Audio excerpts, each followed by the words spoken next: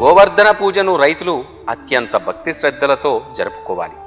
ఈరోజు రైతులందరూ కూడా సూర్యోదయంతోనే నిద్రలేచి తలార స్నానం చేసి రకరకాల పిండి వంటలు, అన్నరాశులు, మధుర పదార్థాలు తయారు చేయాలి. అనంతరం గోవు పేడతో ఆ శ్రీకృష్ణుడి విగ్రహం తయారు చేసి షోడశోపచారాలతో శ్రీకృష్ణుణ్ణి పూజించాలి. ఆ చిన్ని కృష్ణుడి లీలలు తెలిపే ఆటపాటలతో సందడిగా గడపాలి. అనంతరం తాము తయారు చేసిన అన్నపు రాశులు, పిండి వంటలు, మధుర పదార్థాలు అన్నీ కూడా ఆ శ్రీకృష్ణునికి నైవేద్యంగా నివేదించాలి.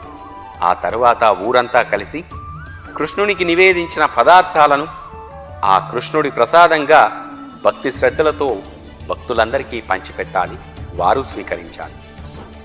కార్తీక శుద్ధ పాడ్యమి రోజు ఈ విధంగా గోవర్ధన పూజ చేయడం వలన పాడి పంటలతో, ధనధాన్యాలతో కలకలలాడుతూ ఆనందంగా ఉంటారని కూడా మన పురాణాలు చెబుతున్నాయి. అమాయకులైన గోకుల వాసులు ఆ శ్రీకృష్ణుని మీద భక్తి విశ్వాసంతో గోవర్ధన పర్వతాన్ని పూజించారు. విశ్వాసంతో, భక్తితో పూజ చేస్తే భగవంతుని అనుగ్రహం తప్పకుండా ఉంటుంది. సర్వే జనా సుఖినో భవంతు, లోకా సమస్తా సుఖినో భవంతు. జై శ్రీకృష్ణ.